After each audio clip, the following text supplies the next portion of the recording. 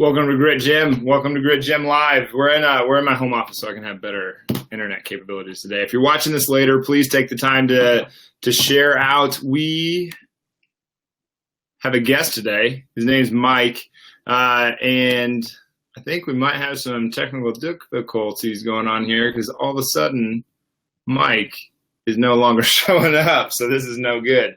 But maybe Mike will come back in. I'll fill in the time until then. But guys, July 1st, we're going to have a party out here at Grit Gym. You're going to re-resolute. So we're going to write down goals that you had from January 1st. We're going to rewrite those goals in the concrete, make it a statement to the world. Hopefully Mike pops in here sometime soon. I know his internet was questionable, but making a statement to the world that this is what you came here to do. Uh-oh. We might have lost Mike. Anyway, so July 1st is going to be bags tournament. It's going to be giant Jenga. There's going to be booze, actually, because that makes everything more fun to a point. And it's going to be a good time. So make sure you share out with your friends, the ones that you want to invite, the ones that you want to bring along with you to that event. It's going to be a really good time. If you guys can, if I sound robotic or I sound anything like that, like I did the other day, please let me know.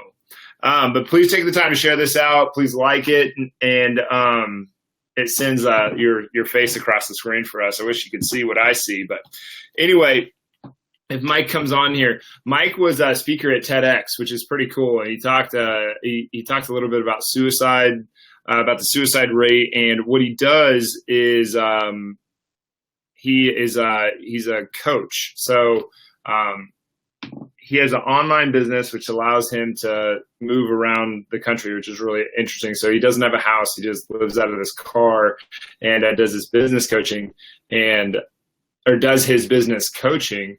But what he had this big corporate job where he hated it. And I don't remember what the details were, but something happened to his mom. Something happened to his mom, and it made him realize just question what was he doing with his life. And so he just took off. He's just like, I quit. I don't have any desire to make $200,000 a year if I'm this miserable. And Mike says he's trying. I don't know what's going on, but sorry guys, but this would be a really good interview if the technology would work. And I know nothing about technology, so who knows? But let's see. So he took off and he started doing this consulting, and he's gotten really into the health side of things. So especially the mental health side of things. That's why I wanted him to come on here because he went from being like this really successful dude at a very young age, working at this working for this big corporate job, like everybody's dream, or not everybody's dream, but everybody's dream to make a lot of money early in their life. He was kind of living that up, and he gave it all away so that he could live the life the way that he wanted to, which is everything that we preach about. Because everybody's got this life that they are living versus the life that they actually want to be living.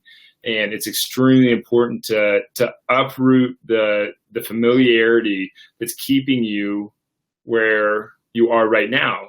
Because even if there are things about where you are right now that you like, you'll still have those on the back end. So you'll still have those if you challenge all this stuff. If you uproot where you are, the relationships you're in, the house that you live in, the place that you live, the people that you hang out with, the books that you don't read. If you start reading those books, you don't have to lose out on all the good stuff that you do like. You just keep on adding on to all the good, and you keep on eliminating all the bad. And Mike hated his job, so he just said, peace, see ya, and checked out. And now he's done this, which is really cool. He has a TEDx talk. He has a really cool story. One of the first times that I ever met him, he actually walked out of a room wearing it was like this, like we were, I forget what the deal was. We were going to like a restaurant or something like that, but he's he's just like, yeah, I'm going to go like this. And he was joking, but he had this complete like tribal, like necklace, big thing covered up as like half of his upper body and this like crazy skirt like looking thing. And everybody started busting up laughing. It was really funny. So he's just kind of a guy that lived his life very serious and then decided to become a goofball. And I think what he did, he just like let out this person that was always inside of him. And then he started traveling around, and actually he does a lot of like men's relationships coaching, which I've never done with him, and I've never really had a ton of conversations with him about it. But it's kind of a cool thing. And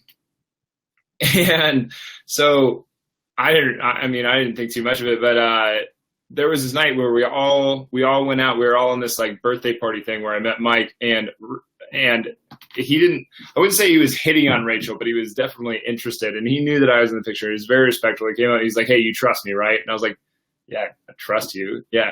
Because I think he knew that most guys would be bugged by a guy talking to their girlfriend for that long. And Rachel was just like, kind of like, "What are you doing?"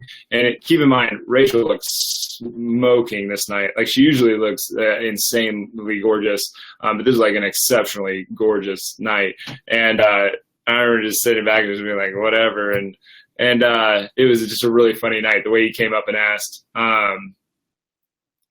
he says, throwing a Hail Mary, switching devices. And he came up and said, "Hey, you trust me, right?" And I'm like, "Yeah, I mean, I'm not like, what are you guys, you're just talking, like, who cares?" And that's one of the things that I see actually people screw up in relationships a lot. It's like, why get jealous over somebody else? It doesn't make any sense. Like, you're just going to push the attraction that you have for that, or the attraction that they have for you is just going to be distance away. You're going to be more likely to get the thing that you want. This is like that. Jealousy is that fear of not being enough, right? So if you are scared that you're not enough to be with the person that you are, you're going to create all these ways. Mine's usually anger, not jealousy. You create all these ways to push them away, so that because you're actually scared of bonding with them. It's one of those relationship things that we all sort of have. And hey, he's here, so I can stop rattling on about random stuff. Hopefully, can you hear me, Mike? Oh no, can we hear him?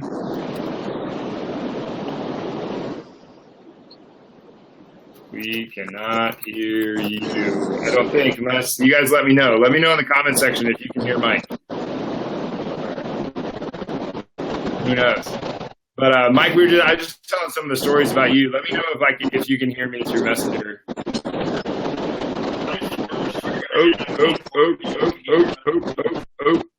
Oh, Mike, he is here. This is cool. Yeah, Mike's lived kind of the vagabond life for sure. Cameron, are you on the call right now? That's pretty cool. I like it when new people are on here. You haven't seen you on one of these yet.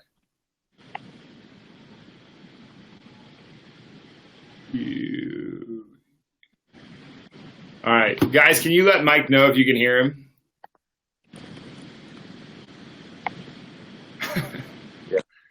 You guys, we cannot hear Mike. I don't think anyway. Maybe Mike can hear us. Sorry, guys, for the technical stuff. I know nothing of tech. If somebody knows how to fix this, please let me know. But very interesting. Careful of that beard, though. Cameron, do you like the beard? Actually, this is pure apathy. His beard, he grows a wonderful beard for an Asian, doesn't he? Damn it. Oh, my gosh. But yeah, in relationships, guys, like when you get scared, you push people away. Can they hear me? Mike, they cannot hear you. I do not believe. Do not believe that they can hear you. You guys can you guys tell Mike if you guys can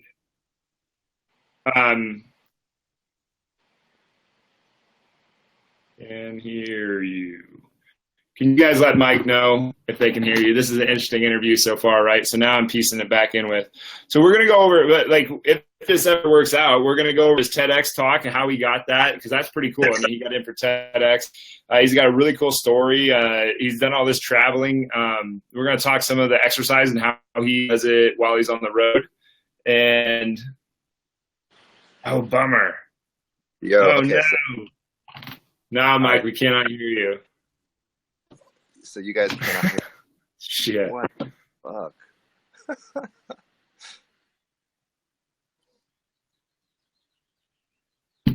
I don't know. Turn up. Maybe try turning up your volume, Mike.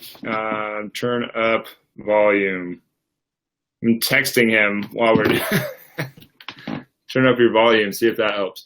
But He's got a really cool story, and I mean, like you guys know, I mean, if you're living that life where you guys are off on the road and you're traveling, it's hard to eat well. It's hard to eat and to make good choices because there's just every opportunity for shit everywhere. Okay. It's hard to get your exercise in, especially you're lifting. I mean, you go to a hotel, the best thing that you're going to find is a 50-pound dumbbell, and then like it's kind of hard to. You're just off of your normal. Let's see. Off of your normal path or whatever you want to call it. Mike, I don't think I can hear you. Can you hear me? No. Him. Damn it. Adam. This is such a shit show. You can't hear me. I don't know. Maybe it's time to maybe we give it up. Who knows? What do you guys think? You guys want to weigh in on this one? What do you think Mike should do? Should Mike just sit there and listen to me jabber on, or should he? Should we cut our losses and try to bring him back some other time? Technological clusterfuck. I'd love it if he could be here, but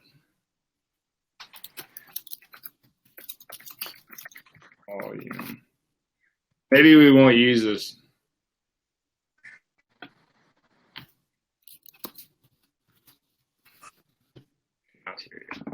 Maybe I have to turn on mine. How's that? Can you hear me? Oh, maybe your volume's not on. So fun. All right, let's do this. All right. I'm gonna have to like take this video down and then put it back up with a bunch of other stuff attached to it. Oh, there we go. I can hear him some. Okay, we're good. I think I can hear him. Oh, okay, you guys can hear him. I can't hear him. I can hear him. Mike, I don't think they can hear you. No, can't hear from. Can't hear me. Damn it. Back. This is hilarious. All right. Well, I can hear him some. Adam, turn your volume down. All right, my volume's down. Cindy Liptinsky, yes. But I can't. Yeah, I guess I can't hear you, Mike. Mike, I'm just gonna shut up then, and you can you? If Mike can hear me, Mike, tell him about TEDx. Tell him about your story. Tell him about like your travels, exercise, health, nutrition, mindset, recovery, in terms of rest, meditation, stuff that you've experienced. Just go nuts with it. I think Mike's gone now. Do you have headphones? Wait, no.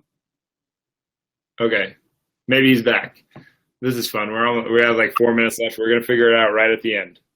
And you guys stuck with us this whole time. How nice are you guys? Yo, Adam, can you hear me now? Pretty cool. This is the most. All right, Mike, I'm gonna shut up. You let loose. Tell them everything about you. All right, Adam. So, just to be clear, you cannot hear me. No, I'm done, man. It's all you. All right. Wow. One way. So I'm currently in Palo Alto right now at my friend David's. I'm on a 3-month road trip across the country with my partner Molly.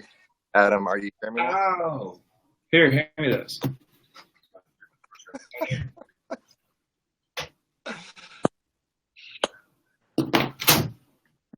I love the. Now I can hear you, Mike. All right. Boom. It was on my end. It was a Bluetooth device that we are not used to. That it usually isn't on. All my fault, as usual. I'll take full responsibility. Sorry, man. Please forgive me. All right. We cannot have like the 20 minutes of. I can rip it off. And then, what's that? Do you want to start over or? Yeah, let's just go from the top. You want to tell them a little bit about I told them a little bit about you. You want to do your deal on it? Yeah. Just start ripping. Yeah, go for it. we're live right now, so I mean, I'll pull this down later and I'll chop it up a little bit and repost it so that they don't have to deal with the entertainment of. Sweet. But yeah, guys, this is Mike. Mike, what's your story? All right, so I'll start with like, dude, good to see you, bro. Like, it's super fun. Yeah, for real, man. It's been a little too long. It's super fun to reconnect. I guess what I appreciate most about Adam.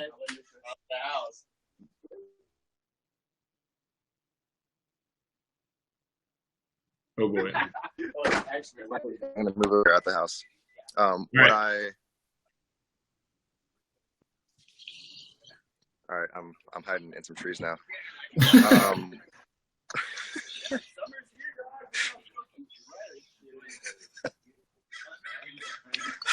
Oh man, but yeah, it's fun to reconnect. I remember we connected at Dane Maxwell's birthday party. What was that 3 years ago? Yeah, summer. It was probably 3 or 4. It might have even been 4. Yeah, I really appreciated just how what a rock solid dude you were, just in terms of your integrity and commitment to fitness and life. So it's just fun. It's fun to do this again. Thanks, man. I appreciate that. Yeah, difficulties, I guess, on both ends. But yeah, my story, it's a pretty. I guess what parts of the story, or what would be most relevant for your audience? Well, I mean, the thing that I probably admire most about you is just it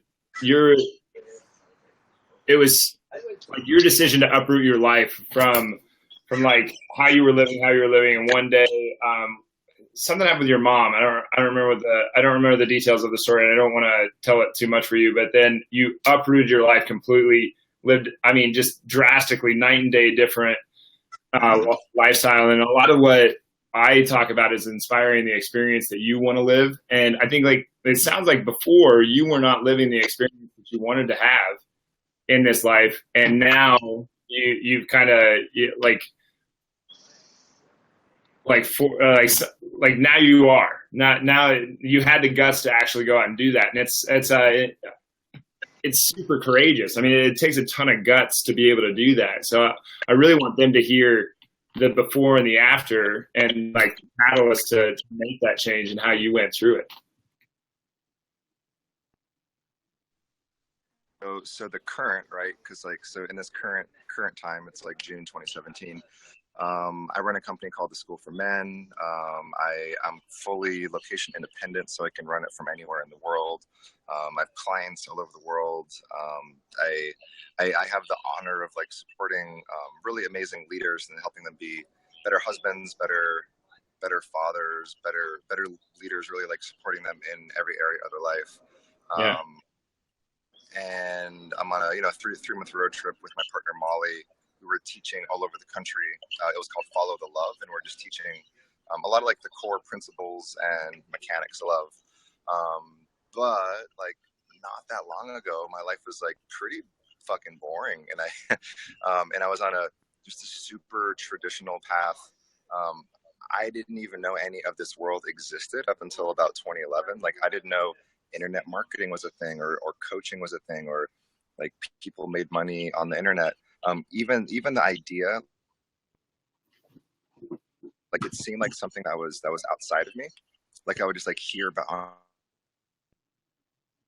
Uh-oh. Growing up, they almost this. Yo, Adam. You there? Yeah. Can you still hear me? Yeah, I can still hear you. Okay, cool. So yeah, so just entrepreneurship seemed like something that was outside of me, or something entrepreneurs seemed like they had something special. And really, well, they do. So do you. Yeah, they do. They do have something special. So do you. Yeah, which is true. But I guess they basically just do it, right? All of the information is out there. But I went to this conference called Uh, World Domination Summit, Conformity, and the $100 Startup. right. How's it going? How's the audio video quality? Everything still good? It's kind of going in and out a little bit, but I think we're all getting the gist of it all.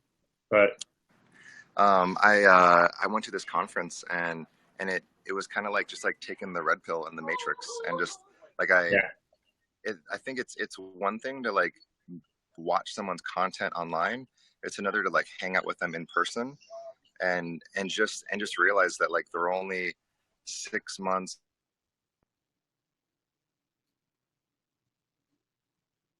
or 12 months ahead of you, and they're literally learning. Everyone that I know that like just like really crushes it online, like they've just been doing it for 4 years or 5 years, but like they're like at some point everyone started it. And well, I mean, the online thing really isn't even that old. I mean, like Facebook started in like 2005 or something like that. And yeah, which is true. So the barriers to entry of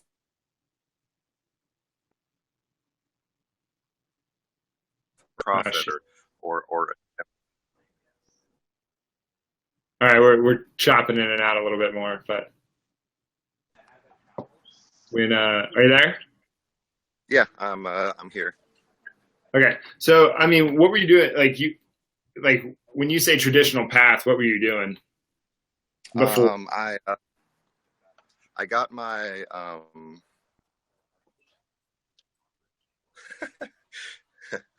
I'm trying. Do you want to do this tomorrow? Yeah, maybe we do it tomorrow when we figure some of this stuff out. Yeah, I mean, I really like your story. We're just I really like the message that you put out and everything. Just maybe on Monday when tech wants to cooperate with us. Is that cool with you? Yeah, it's totally cool. I'm staying at a friend's house in Palo Alto, and there's like as soon as the interview started, like a bunch of people. Oh, really? Yeah, it's like, yeah, let's do it again. I guess one thing that I'll share for people watching this is like, I guess like the gem of the day is like everything is a practice. Right. So like even us right now, like I've never used Be Live TV. Like it's a new technology for me. So like right now we're in the practice. Yeah. And like totally. It's a stepping stone, not a stumbling block.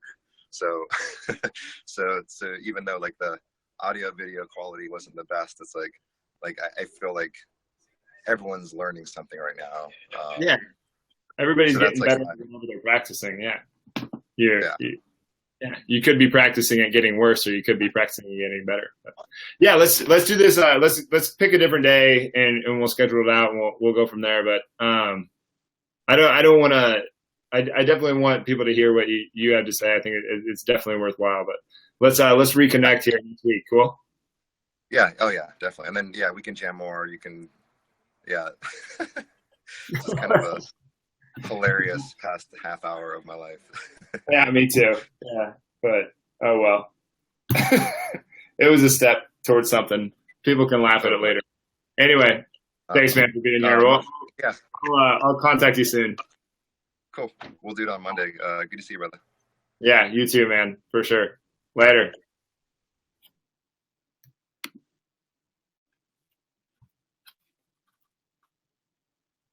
All right, thanks guys for being here. I really appreciate it. Mike's an awesome dude. We're just having so much technical difficulties that it's kind of insane. But